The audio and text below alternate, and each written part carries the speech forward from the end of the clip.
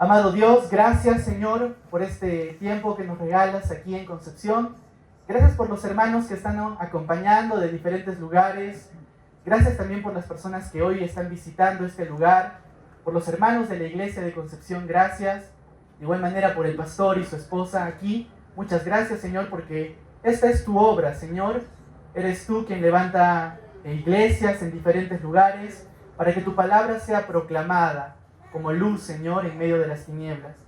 Gracias por este lugar que les has dado, Señor, y permite, Padre, que tu palabra siempre pueda ser predicada en este lugar con fidelidad. Gracias por estos 3 años que le das a la iglesia Cristo Salvador. Dejamos este tiempo en tus manos, te damos la gloria.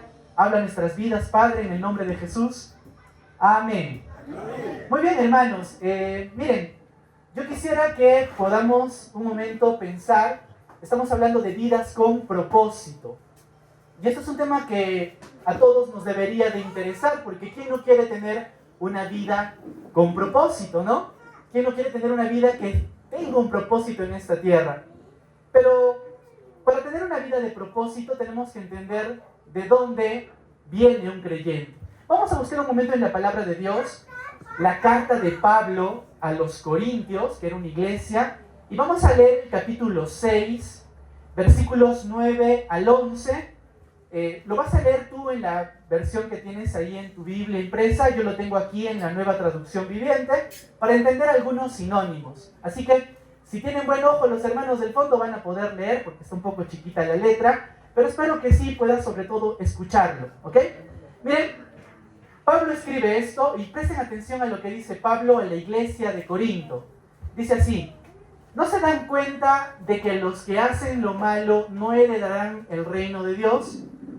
Otra vez, fíjate bien lo que está diciendo. Dice, ¿no se dan cuenta que los que hacen lo malo no heredarán el reino de Dios? No se engañen a sí mismos.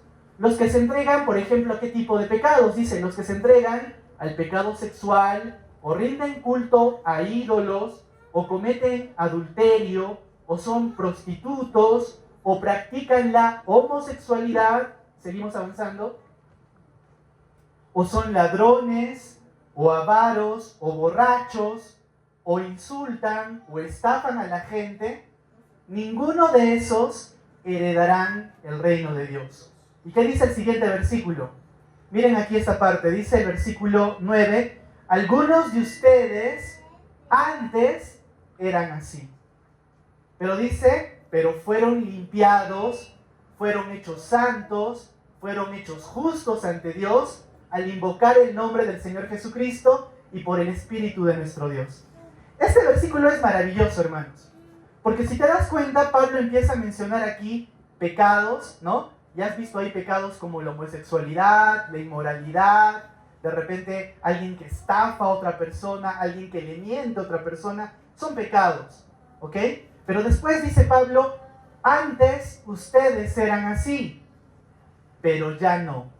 ¿Cómo dice en la Reina Valera del 60? A ver, vamos a cambiar la versión, la que tienes impresa ahí. Dice, y esto erais algunos de vosotros. Erais. ¿Qué quiere decir eso? Que ya no son. Eso quedó atrás. El versículo lema que hemos estado leyendo estos días dice en 2 de Corintios, esta misma iglesia, 5:17, de modo que si alguno está en Cristo, nueva criatura es, las cosas viejas pasaron, todas son hechas nuevas. Y acá también dice que nosotros éramos esto. Muchos de los que estamos aquí en la iglesia, yo tengo amigos que cuando les invitaba a la iglesia me decían, Javier, seguro si yo entro a la iglesia me quemo. Así hablaban, ¿no? Y yo les decía, pero ¿por qué te vas a quemar? Si en la iglesia en realidad quizás hay pecadores peores que tú. Han habido pecadores peores que tú.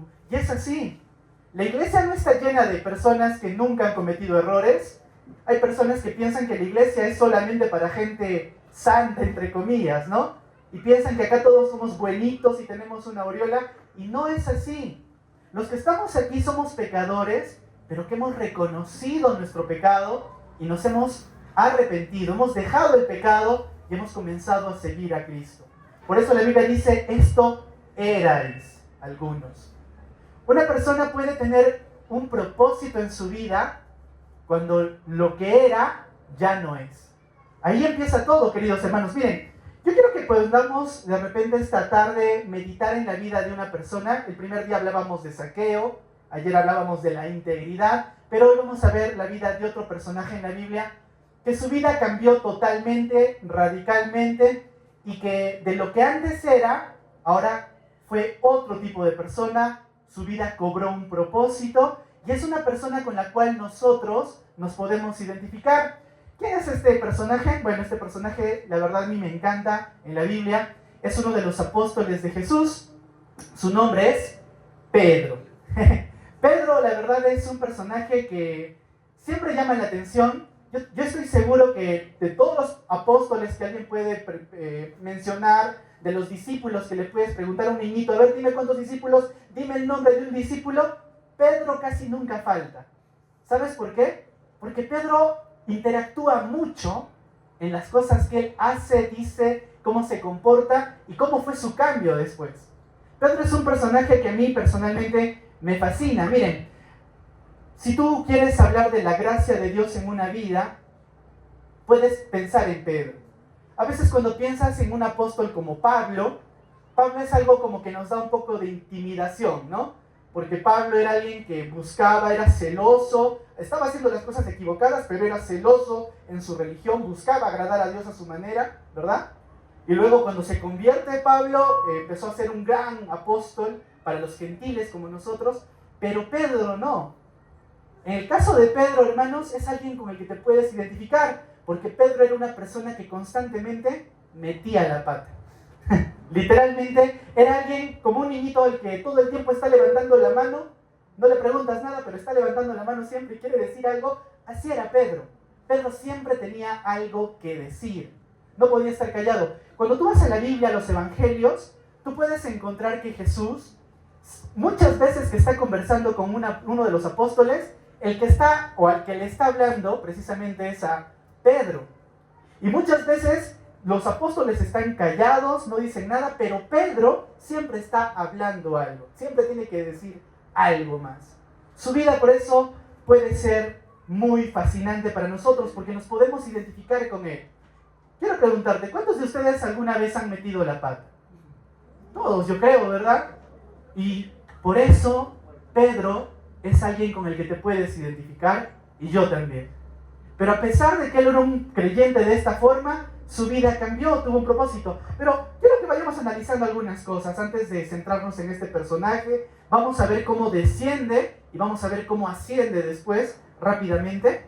Mira, cuando hablamos de relaciones, pensemos en relaciones.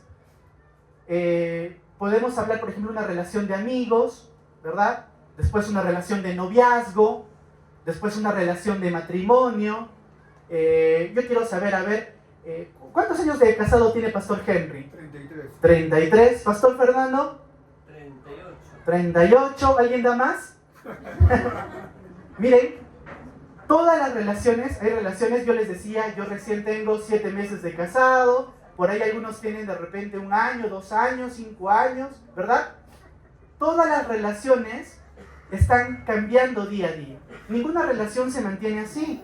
Las relaciones o avanzan o decrecen, o crecen o decrecen, pero nunca se mantienen en stand-by. No es como que digas, 38 años y mi matrimonio está todo igualito. No es así. O tu matrimonio, por ejemplo, está creciendo, tu amor por tu esposa, el amor de la esposa por el esposo, o está decreciendo. Ninguna relación se mantiene así. Todas las relaciones necesitan esfuerzo. Y si hablamos de relaciones, la relación más importante que nosotros deberíamos de tener es nuestra relación con Dios.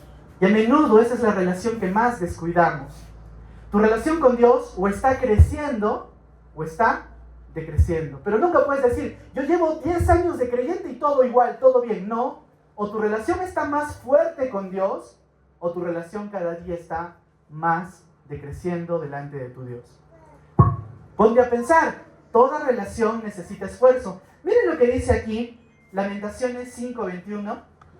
¿Qué sucede cuando alguno de nosotros tiene una relación que se está enfriando, que está alejada de Dios? ¿Hay esperanza para alguien que está así? Mira lo que dice aquí Jeremías en este libro llamado Lamentaciones. Vuélvenos, oh Jehová, a ti y nos volveremos. Renueva nuestros días como al principio. ¿Has escuchado alguna vez de esto que le llamamos el primer amor? Cuando un creyente acepta a Jesús, normalmente en él nace esto que llamamos el primer amor. Ama tanto al Señor que no sabe mucho de la Biblia, pero quiere hablarles a otros de Cristo. No sabe muchas cosas, pero quiere hacer cosas para servir a Dios. Y de repente dice, pastor, yo le puedo ayudar a acomodar las bancas, pastor, yo puedo llegar más temprano, yo puedo ayudar con la comida, pastor. ¿Por qué hace eso una persona? Porque tiene un primer amor al Señor. Pero a veces va pasando el tiempo y este amor, en lugar de ir creciendo, va quedando atrás. Si alguna vez te has sentido como que tu corazón está alejándose de Dios, puedes pedirle esto a Dios esta tarde.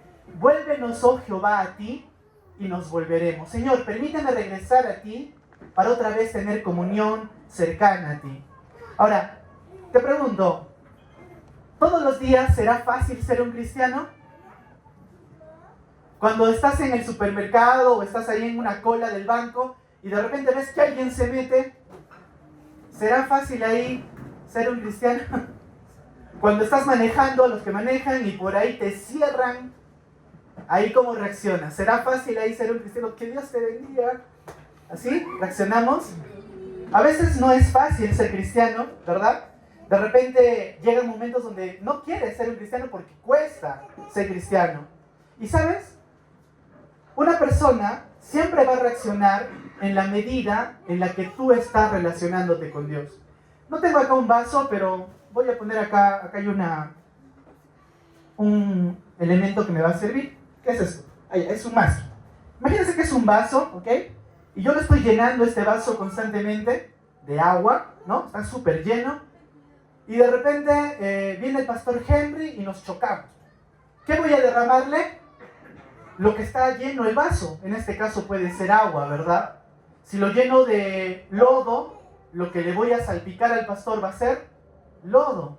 La manera en la que tú reaccionas cuando tienes alguna dificultad, lo que se ve y lo que sale de ti es aquello de lo que tú estás lleno. El que está cerca a su Señor, el que vive cerca a su Señor, cuando atraviesa cualquier tipo de situación, dificultad o lo que pase, lo que va a salir de él es lo que el Señor ha puesto en su corazón. Pero si tú te estás alejando del Señor, lo que está saliendo de ti probablemente ya no es de agrado del Señor. ¿Cómo nos alejamos del Señor? ¿Qué factores hacen que un creyente se aleje de Dios? Mira, piensa en Pedro, otra vez, este gran apóstol después, pero en su principio, ¿qué le pasó? Primer punto que puedes anotar esta tarde, si quieres ver cómo alguien puede descender, es que quizás en una vida existe, anota, exceso de confianza, exceso de, incluso podríamos decir, autoconfianza. Mateo 26:30, vamos a leer aquí lo que dice la Biblia. Miren lo que pasa aquí. Está Jesús, está Pedro, ¿ok? Y miren lo que sucede. Y cuando hubieron cantado el himno, salieron al monte de los olivos. Te voy a poner en contexto. Jesús está muy cercano a ser entregado a los romanos para que lo lleven a crucificar.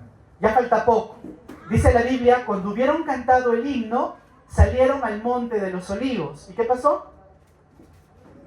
Entonces, mira lo que dice Jesús. Jesús les dijo, todos vosotros os escandalizaréis de mí esta noche, porque escrito está, heriré al pastor y las ovejas del rebaño serán dispersadas. Aquí Jesús les está advirtiendo, todos ustedes hoy se van a escandalizar por lo que va a pasar. Todos ustedes van a huir porque va a pasar algo. Fíjense el siguiente versículo. Pero después de que haya resucitado, iré delante de vosotros a Galilea. Y siga, por favor, amor. Y miren, acá nadie habla, todos están atónicos, escuchando, y de repente Pedro abre la boca. Y quizás los discípulos digan, Pedro, no. Pero Pedro ya está hablando y dice, respondiendo Pedro, le dijo, mira, aunque todos se escandalicen de ti, yo nunca me escandalizaré. Pedro le dijo, Señor, mira, todos estos perdedores se pueden escandalizar, se pueden ir, pero yo no. Yo voy a estar contigo, Señor Jesús, hasta el final. Cuenta conmigo. Yo he estado desde el principio, así que yo no me voy a escandalizar, yo estaré contigo. ¿Te das cuenta dónde está la confianza de Pedro? ¿En el Señor, en su confianza o en él mismo? En él mismo. Este es el primer paso que alguien puede cometer para comenzar a descender en su vida cristiana. La autoconfianza. Pensamos que nosotros por nuestros propios medios podemos mantenernos firmes en el Señor, que por nuestros propios medios podemos alcanzar cosas, y no es así.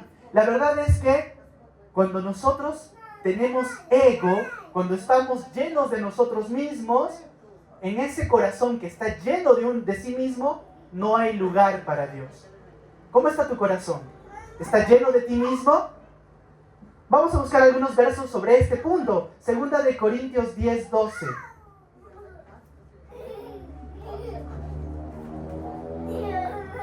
Este versículo lo conocemos, seguramente lo has escuchado muchas veces aquí. Primera de Corintios 10:12 dice la palabra de Dios.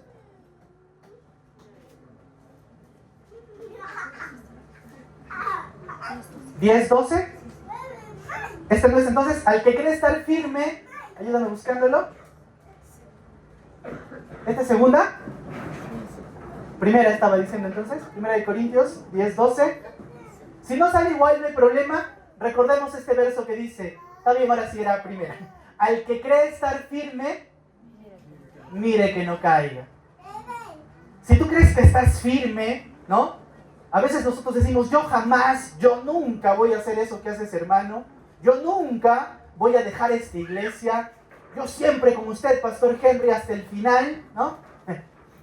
Cuando alguien piensa eso, dice la Biblia, al que cree estar firme, tenga cuidado de caer. El que cree estar firme, mire que no caiga.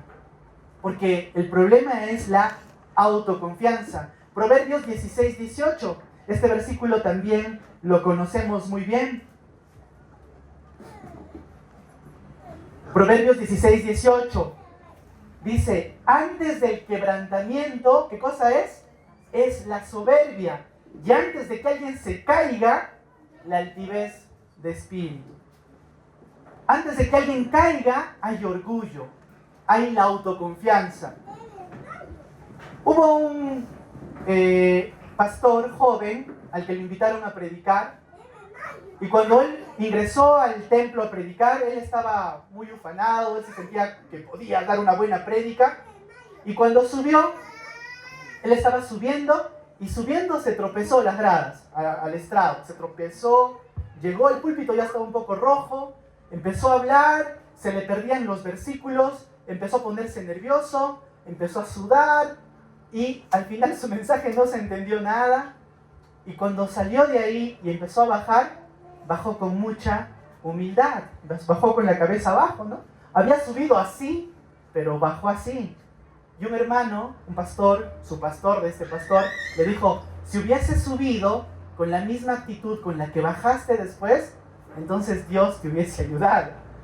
El problema muchas veces, hermanos, es que nosotros estamos llenos de nosotros mismos. Pensamos que por nosotros podemos alcanzar objetivos. Y cuidado, este es el primer paso para que alguien descienda. Pedro dijo, Señor, aunque los demás se vayan, yo no miré. Y al final, ¿qué pasó? Pedro también negó a Jesús. Vamos a ir avanzando. ¿Qué más pasó? Miren, segunda cosa, estamos viendo como escalones que nos hacen descender. Primero, autoconfianza. Segundo, pereza. Vamos a Mateo de nuevo, vamos a examinar este pasaje. Versículos 38 al 40, Mateo 26. Mateo 26, acompáñame leyendo ahí la Biblia tú también. Vas a leerlo conmigo para que no te duermas. Yo sé que la tardecita, el solcito ya está haciendo efecto. Vamos, hermano, tú puedes. Mateo 26, del 38 al 40, juntos, dice, entonces Jesús le dijo, mi alma está muy triste hasta la muerte, quedaos aquí y velad conmigo. A ver, solo las damas van a leer el versículo que viene. Por favor, damas, lean el 39 en su Biblia. ¿Qué dice? Yendo un poco adelante, se postró sobre su rostro, orando y diciendo, Padre mío, si es posible, pase de mí esa copa, pero no sea como yo quiero, sino como tú. Esto es lo que está orando Jesús. Imagínense, él está a punto de ir a la crucifixión, y lo que Jesús hace es, Señor, ora a su Padre para que lo fortalezca. A sus discípulos les dice, mi alma está triste hasta la muerte. Oren por mí, oren para que yo pueda sostenerme. Jesús le está pidiendo eso a sus amigos, entre ellos a Pedro. El último versículo, léanlo los varones, por favor, el 40. 2, 3. Vino luego a sus discípulos y los halló durmiendo. Y dijo a Pedro, así que no habéis podido velar conmigo una hora. Esto es sorprendente porque Jesús está con sus amigos, ¿verdad? Está ahí con Pedro, con los discípulos. Les dice, por favor, estoy triste. Por favor, quiero que oren por mí. Jesús se va, ora a su Padre y cuando vuelve, ¿cómo encuentra a sus discípulos? ¿Orando? No, están durmiendo. ¿Y a quién le habla Jesús? A Pedro. Llama la atención que a Pedro le llame, ¿no?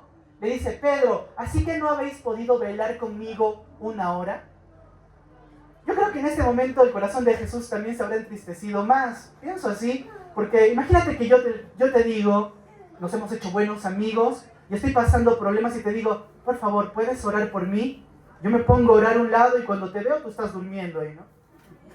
La verdad eso me lastimaría mi corazón, diría, no le importo a esta persona, ¿no? Le he pedido que ore por mí y no puede orar por mí. Eso le estaba pasando a Jesús. Pero, ¿qué está pasando con Pedro? Miren, muchas veces, cuando nosotros estamos cansados y estamos descendiendo, la pereza es parte de nuestra vida. ¿Y sabes cómo se manifiesta la pereza en la vida del cristiano? Cuando empiezas de abandonar los hábitos espirituales. Dejamos de orar, ya no oras, dejas de leer la Biblia, antes la leías por lo menos, ahora ya no. Los domingos buscas dónde quedó la Biblia para venir acá, ¿no? Dejaste de congregarte, ya vienes esporádicamente. No, pero total, el Señor sabe, ¿no? Esos son abandonar los ejercicios espirituales. Empieza a entrar pereza a nuestro corazón y eso es otra señal de que estás descendiendo. Empieza con la autoconfianza, pero después viene la pereza y comenzamos a descender. Estamos bajando cada vez más. Siempre, hermanos, y lo decíamos ayer con el ejemplo que hice que me jalaran los que estuvieron, siempre es más fácil descender. Es facilito descender. Si vamos seguramente a una montaña, descender es lo más fácil. Subir es lo complicado. Ir hacia arriba siempre demanda esfuerzo. Todo lo bueno demanda esfuerzo. Todo lo que es importante demanda esfuerzo. ¿Quieres una esposa que sea una buena esposa? Entonces el esposo tiene que primero él esforzarse en buscar a su Dios, en honrar a su Dios, en orar por su esposa, en amar a su esposa, y de esa manera la esposa va a poder también amarlo a él. Demanda esfuerzo. ¿Quieres una iglesia que crezca? Entonces el esfuerzo que tú deberías hacer es salir a compartir el evangelio en las calles, ayudar ahí en las cosas que hay que ayudar. ¿Quieres que, no sé, de repente, ponte en otro caso, un caso profesional o un caso donde quieres tener un negocio, quieres que tu negocio prospere? Tienes que levantarte temprano, tienes que trabajar, tienes que esforzarte, tienes que ir, tienes que cargar, tienes que hacer, ¿cierto? Todo lo bueno cuesta y demanda esfuerzo. Entonces, cuando vemos a Pedro, vemos que está descendiendo. Cuando ves a Jesús, ves todo lo contrario. Jesús, es interesante su vida, hermanos, porque cuando tú ves la vida de Jesús, él podía alejarse de todos un momento, podía irse al monte. ¿Y qué hacía en el monte Jesús? ¿Dormía? Dice que él subía ahí a orar a su Padre. Él estaba, el hombre más saturado del mundo, yo pienso que era Jesús. Él tenía un ministerio de mañana hasta la madrugada, todo el tiempo haciendo cosas, caminando, hablando. Imagínate, él caminaba, ¿no? Yo vengo en carro. Él caminaba, Jesús predicaba, no con micrófono, pura voz, como el pastor Henry, ¿verdad? Su ministerio era cansadísimo. Y a pesar de eso, él no descuidaba, por ejemplo, su tiempo de oración. Se alejaba de todos, subía el monte y oraba a su Padre. Si Jesús necesitaba orar, ¿cuánto más nosotros? ¿Cuánto más nosotros? Segunda cosa, entonces, la pereza. Ya van 2 peldaños descendiendo. Autoconfianza, pereza. Tercer peldaño, miedo a la desaprobación. Mira lo que dice ahora Mateo 26, 58. Mateo 26, 58. Seguimos en esta historia. Y dice, todos juntos leemos, 2, 3. Mas Pedro, ¿qué dice? Le seguía de lejos hasta el patio del sumo sacerdote y entrando se sentó con los alguaciles para ver el fin. A Jesús ya lo capturaron, lo están llevando. Todos los discípulos, los amigos de Jesús, pasó lo que Jesús dijo. Todos fugaron, excepto un par. Pedro entre ellos, al margen de todo, no se fue del todo, ¿no? Se quedó. Pero ¿cómo dice que lo seguía? De lejos. Pedro seguía a Jesús, pero de lejos. Esa palabra la puedes subrayar en tu Biblia. Hay una gran diferencia entre seguir a Jesús y seguirlo de lejos. ¿Por qué Pedro lo seguía de lejos? La verdad es que a veces mucho juzgamos a Pedro y decimos, Pedro, ¿no? ¿Cómo puede ser capaz de hacerle eso a Jesús? Pero ponte a pensar, a Jesús estaban a punto de crucificarlo literalmente, y seguramente todos los discípulos dijeron, si a él lo matan, a nosotros también, porque hemos estado con él. Su vida estaba en peligro. Pedro tenía temor también de que lo relacionen con Jesús, porque si lo relacionaban, también a él cuello, ¿no? Lo iban a matar. Entonces, a veces pensamos en Pedro y decimos, este apóstol que dejó a Jesús, que lo seguía de lejos, pero también ponte a pensar, los demás discípulos literalmente sí huyeron. Pedro estuvo ahí, aunque le seguía de lejos. Ahora, ¿qué significa seguir de lejos? Seguir de lejos, hermanos, es no identificarse con Cristo, no identificarse con la causa. Quiero preguntar, ¿cuántos de acá son de la U? A ver, levanten la mano, y hay alguien de la U, de la Alianza. Ahí está, la hermanita es de la Alianza, ¿no? Y hay otros equipos, ¿verdad? Algunos de ustedes pueden ser de cualquier otro equipo. Del Perú, ya del Perú somos todos, ¿cierto? Imagínate que tenemos la oportunidad de ver aquí el Perú-Chile. Van a jugar aquí en el estadio de Huancayo. ¿Ya? Y nosotros vamos. Si vamos a ir a alentar al Perú, ¿cómo iríamos? Seguro llevamos el bombo, nos pintamos la cara, me pongo el polo, ¿no? Empiezo a corear la barra. ¿Qué estamos haciendo ahí? Nos estamos identificando con el Perú, ¿cierto? Pero cuando no se identifica a alguien, no canta, no se pone el polo, no, a mí no me pintes, ¿no? No se identifica. Lo mismo es esto. Hay cristianos que no se identifican con Cristo. Es contradictorio totalmente. Hay cristianos, entre comillas, que nunca pueden decirle a los demás que son cristianos. O que no se enteren que soy cristiano, porque si se enteran, ¿no? Hay cristianos que no quieren cargar una Biblia porque dicen, no, ¿qué dirán si me ven con una Biblia? Hay cristianos que si están en un lugar público no oran. Tienen el alimento delante de ellos, no voy a orar porque ¿qué dirán si me ven orando, no? Este tipo de cristianos son aquellos que siguen tal vez a Jesús, pero ¿cómo lo están siguiendo? De lejos. Lo están siguiendo de lejos. Están buscando la aprobación de los demás. Quieren que los demás los acepten. Y hay temor de lo que los demás dirán. A Pedro le estaba pasando esto. Pedro seguía a Jesús de lejos. Ahora, más adelante, lo voy a mencionar para avanzar un poco, pero Pedro está ahí y dice que una sirvienta lo ve a Pedro, ¿no? Y le dice, tú estabas también con ellos. Y ahí Pedro comienza a negar a Jesús. Pedro comienza a tener temor de lo que le van a hacer los hombres. Más adelante en la Biblia dice que es necesario obedecer a Dios antes que a los hombres. También Jesús dijo, aquel que se avergüence de mí delante de los hombres, yo me avergonzaré de él cuando estemos delante de mi Padre. Nosotros no deberíamos ser aquellos que siguen a Jesús de lejos. Busca Proverbios 29, 25.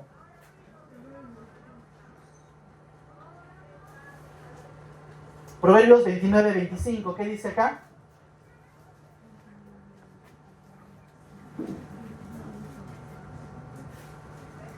El temor del hombre, ¿qué dice? Pondrá lazo, mas el que confía en Jehová será exaltado. Te cuento una historia. Había una hermana que iba a la iglesia en los cultos de oración y se quedó sin trabajo, estaba buscando trabajo, así que un día en el culto de oración ella dice, hermanos, por favor, quisiera que oren. Miren, me he quedado sin trabajo y me he enterado que aquí la empresa que está en la esquina está contratando personal. pero yo sé que en esa empresa no quieren cristianos. Entonces voy a presentarme y por favor oren por favor, decía ella, ¿no?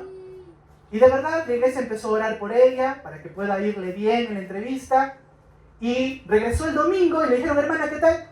Hermanos, me fue bien, tengo el trabajo. Y todos se alegraron, ¿no? Gracias a Dios que tienes el trabajo. Pasó un año, y pasado el año, otra vez en el culto de oración, la hermana dijo, yo quiero dar ahora un motivo de agradecimiento, ¿no? Ok, hermana, ¿cuál es el motivo de agradecimiento? Seguramente por su trabajo. Sí, tiene que ver con mi trabajo, dijo. Ya llevo un año ahí en mi trabajo y todavía no se enteran que soy cristiana. Hermanos, hay personas que viven ese tipo de cristianismo. Un cristianismo que no se identifica con Cristo. ¿Qué estamos haciendo nosotros? ¿Cómo vamos? A Pedro le pasó eso. Tercer escalón hacia abajo. Último escalón. La comodidad. Mira lo que dice ahora Marcos. Vamos a cambiar el evangelio. 14, del 66 al 68.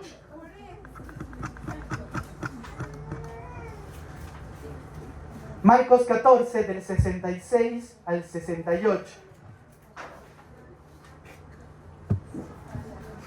Ahí está, vamos a leerlo juntos. Dice, estando Pedro abajo, en el patio, vino una de las criadas del sumo sacerdote. ¿Qué sigue? Y cuando vio a Pedro que se calentaba mirando, le dijo, tú también estabas con Jesús el Nazareno. Mas él negó diciendo, no le conozco ni sé lo que dices. Y salió a la entrada, ¿y qué dice? Cantó el gallo. Pedro terminó negándolo a Jesús. Lo negó 3 veces, tal como lo dijo Jesús que iba a pasar. Y, ¿sabes? Dice acá, no le conozco ni sé lo que dices. La verdad es que Pedro buscaba sentirse cómodo. Él quería un cristianismo cómodo, un cristianismo que no cueste nada. Lo peor que alguien te puede decir es esto: sigue a Jesús y todo te va a ir bien. Vas a tener una vida exitosa, te va a ir bien en el trabajo, tus relaciones van a mejorar. Eso no está en la Biblia. La Biblia dice que Jesús dijo así: el que quiere ser mi discípulo, que tome su cruz y me siga. El cristianismo tiene un costo. Seguir a Jesús cuesta. ¿Por qué cuesta? Porque tienes que dejar muchas cosas para seguirlo. Pero lo que el Señor te da es hermoso comparado a lo que dejas. Y eso es así. Los que ya tenemos más tiempo en el cristianismo podemos decir: gracias, Señor, porque te estoy siguiendo. Vale la pena seguirte cada día de mi vida. Valió la pena cada día que te seguí, Señor. ¿Cómo va tu vida espiritual? ¿Estás cargando el precio de ser un cristiano o te cuesta? ¿Quieres un cristianismo cómodo como Pedro? Necesitamos seguir a Cristo, no por comodidad, sino en verdad. Cuando una persona está descendiendo así como Pedro, ¿qué sucede con ellos? ¿Qué sucede con aquel hermano que de repente vino el primer año, el segundo año, y este año, que es el tercero, ya no está aquí? ¿Qué pasa con ellos? ¿Se pierden para siempre? ¿Ya no hay oportunidad para ellos? ¿Qué pasa contigo si también estás descendiendo en tu vida espiritual? ¿Hay oportunidad para ti? ¿Sabes? Hay oportunidad mientras vives. La Biblia lo llama a eso la gracia de Dios que te sostiene. Yo quiero que veas aquí la gracia de Dios, cómo se manifiesta. Primero, ¿cómo reacciona Dios cuando alguien le falla? Si a mí alguien me falla, en mi humanidad, a mí me da cólera, digo, ojalá le vaya mal, ¿no? De verdad, uno humanamente reacciona así. Cuando alguien te metió acá el cuchillazo por la espalda, entre comillas, estoy hablando, en sentido figurado, ¿no? Decimos, que le vaya mal, ojalá le pase algo, que se vaya al infierno, y no le voy a predicar. Yo que sé cómo reaccionas. Esa es nuestra humanidad. Pero cuando tú le fallas a Dios, ¿cómo esperas que Dios reaccione contigo?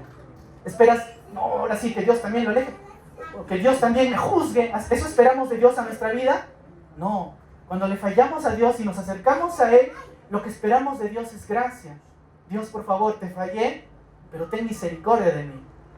Y eso es lo que hace Dios. En realidad, hermanos, Dios nos acepta a nosotros porque su amor es incondicional. Lamentaciones 3:22. Hermano, quiero decirte algo. quizás de todo lo que estás escuchando, llévate esto. Mira, Dios te ama porque Él es Dios y Él quiere amarte. Tú no te puedes ganar el amor de Dios. ¿Habrá algo que tú puedas hacer para que Dios te ame más de lo que te ama en este momento? No, no hay nada que puedas hacer. ¿Habrá algo que puedas dejar de hacer para que Dios te deje de amar? Tampoco. Dios te ama. La Biblia dice que Dios en esencia es amor. Dice la Biblia, Dios es amor. Él nos ama. No por lo que haces o lo que dejas de hacer. Él nos ama porque Él es Dios. Y a Él le place amarnos. Es su naturaleza. No puedes hacer nada para ganarte su amor. No puedes hacer nada para que Él deje de amarte. Y eso es maravilloso. Él nos ama. Lamentaciones 3:22 dice la palabra de Dios: por la misericordia de Jehová, por su gran amor, no hemos sido consumidos, porque nunca decayeron sus misericordias. Dios nos sostiene por su misericordia. Ahora, tu salvación no se basa en tus obras. Busquemos otro pasaje, Tito 3:5. Imagínate que la salvación se basa en obras. Algunos dirían, bueno, yo ayudé mucho al pastor Henry, entonces eso me hace a mí ganarme el cielo. O otros, yo bauticé a personas, yo predicaba el evangelio, yo regalaba dinero a los pobres. Si la salvación fuera por obras, decía un predicador, el cielo sería un infierno, porque todos dirían, yo hice más que tú, no, yo hice más que tú, yo merezco el cielo más que tú. Y no es así. La Biblia muy claramente dice que nadie se salva por obras. Mira lo que dice aquí, Tito 3:5, nos salvó el Señor no por obras de justicia que nosotros hubiéramos hecho, sino ¿por qué? Por su misericordia, por el lavamiento de la regeneración y por la renovación en el Espíritu Santo. Quiero decirte algo, si tú piensas que estás yéndote al cielo porque te bautizaste, si tú piensas que estás yéndote al cielo porque estás hoy aquí, te estás engañando. Eso también es una obra. Si tú piensas que te vas a ir al cielo porque diste tu ofrenda, tu diezmo, nada de eso te lleva al cielo. La Biblia dice, nos salvó no por obras. Algunos dicen, yo me bauticé de bebé, me bautizaron. Eso tampoco te salva. No por obras de justicia que nosotros hubiéramos hecho. Una persona solo se salva por gracia, por misericordia de Dios. No depende de nosotros, y qué bueno, hermanos. Dios es el que nos sostiene. Ahora, ¿por qué también nosotros podemos volver al Señor? Miren un ratito aquí el caso de Jesús.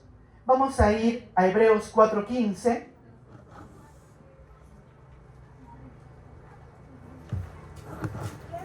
Hebreos 4:15.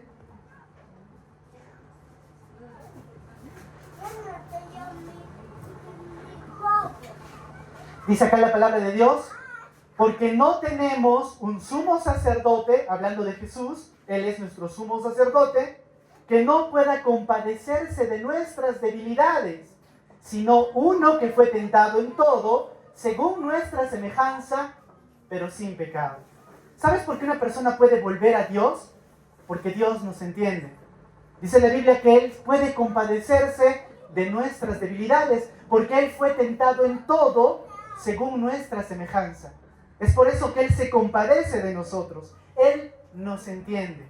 No hay nada que tú puedas hacer para limpiar tus pecados por ti mismo. Yo escuchaba a veces de personas que decían, voy a subir de rodillas, ¿no? Hasta la cruz de... no me acuerdo el nombre de la cruz que está ahí por Cochas. De Canicruz. Voy a subir de rodillas a la cruz de Canicruz para que Dios me perdone. Voy a latigarme, derramar sangre en mi espalda para que Dios me perdone. No, no puedes hacer nada por ti mismo para limpiar tu pecado. Lo que podemos hacer es ir al Señor, a nuestro gran sumo sacerdote, a Jesús, que se compadece de nuestras debilidades y pedirle a Él que nos perdone. El Señor nos entiende. No hay nadie que te entienda como el Señor. ¿A ti te trataron mal alguna vez? A Jesús lo escupieron, ¿no? ¿A ti alguien te engañó? A Jesús le traicionaron. ¿Alguna vez alguien te hizo mal? A Jesús sus mejores amigos lo abandonaron en el momento más difícil. No hay nadie que te entienda como el Señor. Él nos comprende, Él sabe nuestro dolor, comprende nuestras debilidades y es por eso que puede compadecerse de nosotros. Salmo 103, quiero que leas conmigo, ya estoy terminando, así que un poquito de aire, hermanos, no se me duerman. Salmo 103, versículos 9 en adelante.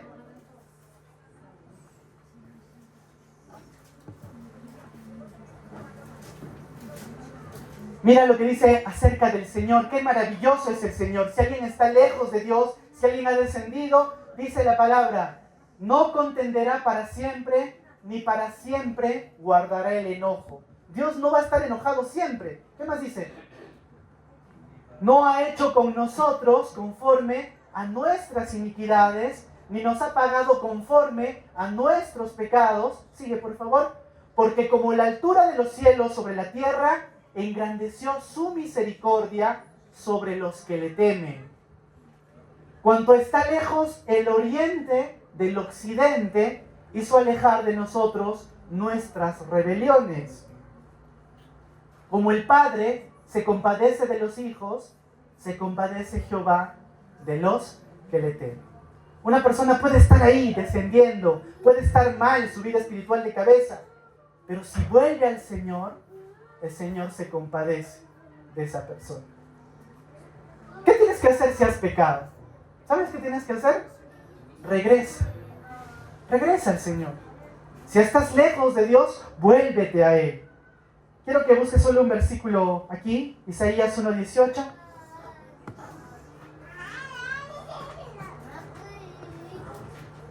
Isaías 1:18. Dice la palabra de Dios. Venid luego, dice Jehová, vengan aquí, dice el Señor, y estemos a cuenta. Mira lo que dice. Si vuestros pecados fueren como la grana, como la nieve serán emblanquecidos. Si fueren rojos como el carmesí, vendrán a ser como blanca lana. No hay pecado que el Señor no pueda perdonar. Pregunta, hermanos, ¿qué hizo Jesús con Pedro? Pedro lo negó, cantó el gallo, ¿y qué sucedió? Jesús dijo, ese Pedro, ¿no? Me traicionó. ¿Cómo reaccionó Jesús con Pedro? Vamos a ver, ya cerrando el mensaje de este tiempo. Marcos 16:7. Marcos 16:7.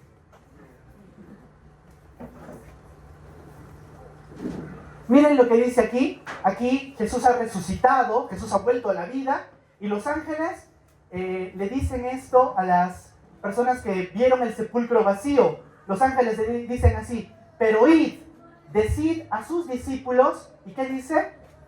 Y a Pedro, que él va delante de vosotros a Galilea, allí lo veréis, como os dijo. Qué interesante que este versículo, hermanos, menciona de manera particular a Pedro. Era como diciendo, ¿no?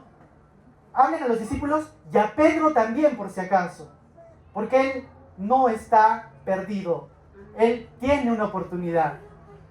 Dios hace esto especialmente un énfasis en llamar a Pedro aquí, porque podría decir, ¿no? Decidan a sus discípulos, pero no vayan a llamar a Pedro, ¿ah? Ese nos traicionó. ¿Dice así? No. A Pedro, llámenlo. Y mira, cuando una persona dice, Javier, pastor, yo me siento lejos de Dios, si alguien se siente lejos de Dios, es porque tú quieres estar lejos de Dios. Una persona puede regresar a Dios cuando vuelve su rostro a Él. Un pastor decía que Dios no está a más de una oración de distancia. Si una persona está lejos de Dios, tú puedes regresar tu rostro en oración a Dios y Dios va a estar ahí escuchándote. A mí me gusta mucho porque cuando tú sigues examinando la palabra de Dios, Jesús resucita, esto ya te lo cuento. Jesús resucita y dice la Biblia que Jesús empieza a aparecerse a sus discípulos, ¿no? ¿Y sabes qué hace con Pedro en una ocasión, cuando se aparece ahí? Dice la Biblia que Jesús hizo algo bien chévere para Pedro. Ya resucitado, ¿ah? Preparó un rico pescado.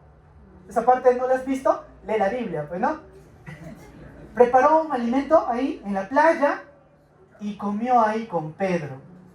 Y ahí a Pedro le empieza a decir, Pedro, ¿me amas? ¿No? Y esto es hermoso porque, fíjate la gracia de Dios. Nosotros de verdad, seguramente al pastor ya le ha pasado que algunas personas le han hecho mal en el ministerio, a mi papá como pastor de varios años, nos ha pasado como familia. Y a veces uno dice, ese hermano, ¿no? Ya, que se pierda, bueno, uno siente así. Pero ¿sabes? Qué bueno que el Señor no es como nosotros. El Señor es misericordioso. Cuando alguien le falla al Señor, Él nos busca. Cuando el Señor te da oportunidad, cuando tú escuchas su palabra, tu vida puede volver a tener un propósito. ¿Quieres una vida con propósito? Vuélvete al Señor. El propósito de una vida, hermanos, es cuando tú tienes comunión con Dios. Lo más miserable que le puede pasar a una persona es estar aquí en la iglesia, pero no tener comunión con Dios.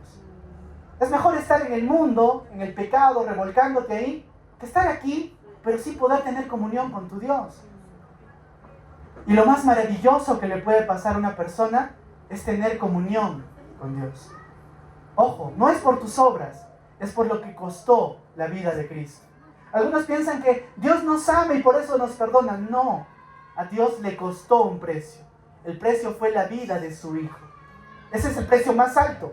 La vida de Dios derramada en la cruz por nosotros. Su sangre derramada por nosotros, para que nosotros, que no merecíamos nada, podamos ser salvados. Para que podamos pasar de muerte a vida. Vamos a leer de nuevo el versículo con el que inició toda esta campaña. 2 de Corintios 5:17. Yo anhelo, querido amigo, hermano, que este versículo sea una realidad en tu vida. Mira otra vez. Y lo vamos a leer juntos. Lo vamos a leer en calma para entenderlo. Dice la Biblia. De modo que si alguno está en Cristo, nueva criatura es. Las cosas viejas pasaron.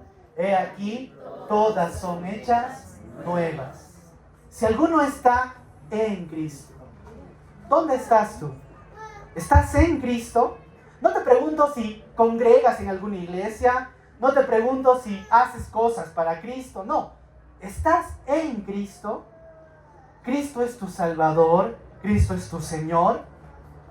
¿De verdad tú estás seguro que estás rumbo al cielo? Si tu vida ha cambiado, eres una nueva criatura. Pero si tú vienes aquí, estás todo el tiempo aquí, y tu vida es la misma, no te identificas con Cristo, no oras, no lees la Biblia, estás en el pecado y no pasa nada, vives engañando a los demás, vives estafando a los demás, vives viendo cosas que no debes ver, y para ti todo está bien, cuidado, no te engañes, no eres un creyente. El cristiano es una nueva criatura y las cosas viejas deben haber pasado de tu vida y todo debe haber sido hecho nuevo. Yo anhelo que tú puedas estar en Cristo. No importa tu edad, niño, adolescente, joven, anciano, todos necesitamos a Cristo. Vamos a orar, hermanos, que el Señor pueda obrar por su palabra en tu corazón. Vamos a orar al Señor. Amado Dios, gracias por tu palabra. Señor, tú dices que es necesario estar en Cristo. Dios, tú conoces a las personas que están aquí. Me conoces. Sabes quién soy, lo que pienso, lo que digo, lo que hago, lo que no hago. Y conoces a cada persona aquí, a los hombres, a las mujeres, a los niños. Conoces lo que están pensando en este momento. Mi anhelo, Dios, es que tú puedas tocar esos corazones y que cada uno pueda examinar su vida delante de ti. Que cada uno pueda darse cuenta si de verdad te conoce o si sigue viviendo en sus pecados. Tu palabra dice que el que está en Cristo es una nueva criatura, que las cosas viejas pasaron y todas son hechas nuevas. Señor, eso anhelo para mi vida y anhelo para la vida de las personas que están aquí. Tu palabra dice que Cristo murió para salvar y para perdonar a aquella persona que se reconoce necesitada de ti. No hay espacio para ti en un corazón que está lleno de sí mismo, pero en un corazón que se siente pecador, que se siente lejos de ti, pero que se siente necesitado de ti, tú puedes actuar. Señor, si hay alguien aquí que se siente lejos, que sabe que ha pecado, que sabe que está mal delante de ti, que quizás dice, yo no conozco a Jesús como mi Salvador, que esta tarde pueda entregarte su vida, que esta tarde pueda orar a ti diciéndote, Señor, sálvame, perdóname, quiero ser una nueva criatura. No quiero ser de los que se pierden, Quiero tener a Jesús en mi vida como mi Salvador, como mi Señor. Tú prometiste salvar a aquel que confiaba en ti, y yo confío en ti, Señor, en este momento. De ahora y para siempre te entrego mi vida. En el nombre de Jesús oro. Amén. Anhelamos y anhelo, hermano, que usted tenga comunión con Dios y usted sea una nueva criatura y este verso sea una realidad en su corazón. Amén. Amén, hermanos. Vamos a darle paso al pastor